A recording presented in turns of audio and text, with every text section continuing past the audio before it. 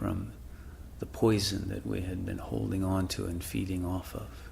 Poison of hatred and revenge, and poison of feeling of lack, guilt, unworthiness, all of those poisons that are not based on the truth of who we are.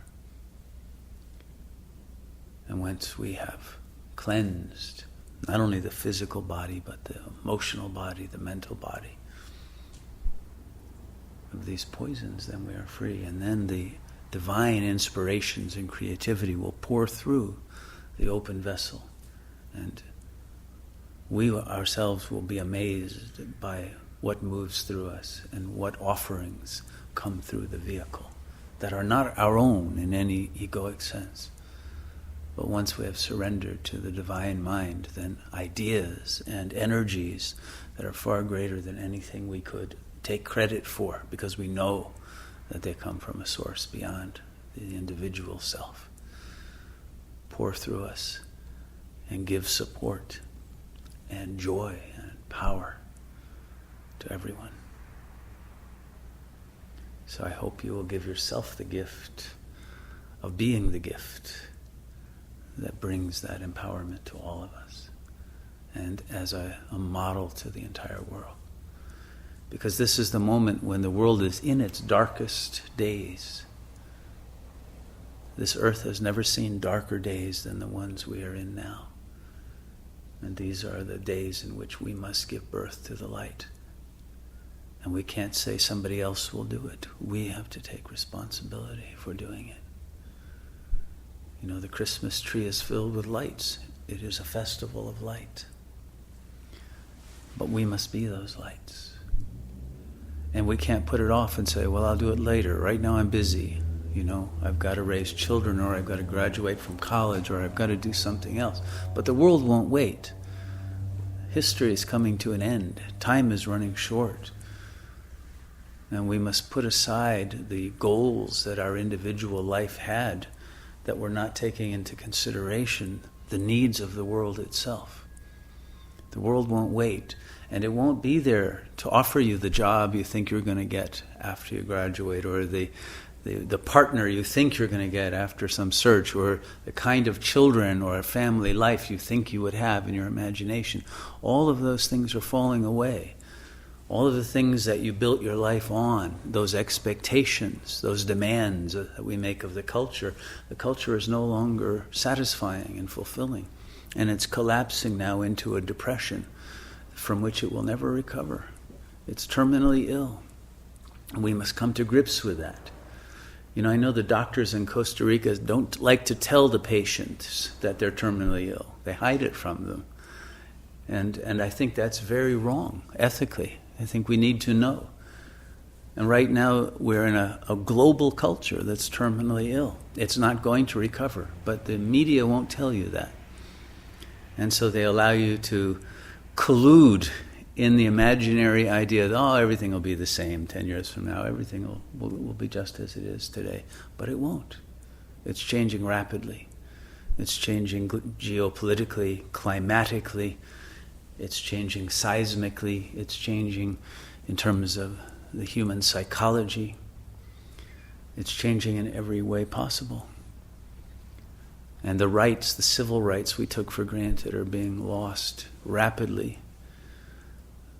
The power that we had that was based on the use of fossil fuels is dissipating rapidly. All of the things that we depended on and took for granted are being taken away from us, so that we find the only source of power that is valid, that is real, that is eternal. And unless we build our lives on that rock of ages, rather than all of these rocks that are crumbling into dust, our lives will not have a foundation that will be solid, but they will collapse. And this is what we see happening in the world. And so we must build a community on the rock, the one rock that will survive all of the tempests and all of the floods and the firestorms that are going to hit us.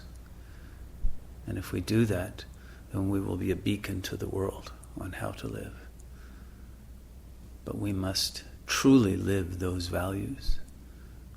We can't just give lip service to it, because the strength that we will need to survive the adversity that is coming, can only come from a true union with God, nothing less. And so I wish you all every blessing on achieving that and doing it now, because it takes so much time to purify the soul that if we waste even one day and say, I'll start tomorrow, or I'll start after my vacation, or I'll start whenever, the time won't be there. There's no more margin. It has to be done now and ceaselessly. An ongoing purification of the self has to be the regimen that organizes our lives. Ceaseless meditation, ceaseless prayer, ceaseless rediscovery, reconnection to the Godself until there is nothing obstructing the flow of that energy and the feeling of serenity, of love, of creative expression, of the highest level of consciousness and being, and a natural state of virtuous living that is undented by narcissism and egocentricity. We have to recreate ourselves in the image of God in a true sense, in a way that can be seen and recognized and appreciated and transmitted as a model for others to follow. And then we will see that our community will grow, and it will crystallize into a pattern that will be the healthiest, most beautiful, most perfect pattern of life that will be able to survive the challenges that we face on a planetary level. And so I hope all of you are inspired and motivated to achieve this highest goal and to throw yourself into it completely without hesitation, wholeheartedly, because that will be the only possibility to achieve fulfillment and real gratitude and real bliss in this life.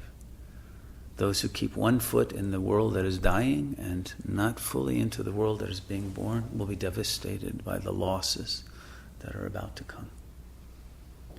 But if we are fully invested in the new world, then we will recognize those losses as blessings and necessities and part of the fertilization of the new age that is being born at this moment. And so we must have our paradigm correct so that we enframe our experience in order to understand accurately what is going on and not be horrified by the cataclysms that we face, but instead recognize that these are indeed elements of the birth, the labor pains that we must go through to birth a new age, a new world, and a new level of human being that is divine and not demonic, not egoic, but something completely beautiful and egoless and universal, cosmic in scope, without any identification with the physical, but identified with the supreme consciousness that is the cosmos as a whole. We are surrendering the partial awareness for the complete awareness. And we pay the price of the ego, and what we gain is the priceless union with the source of all being. I hope you make that bargain and receive the benefits of the birth of Christ within.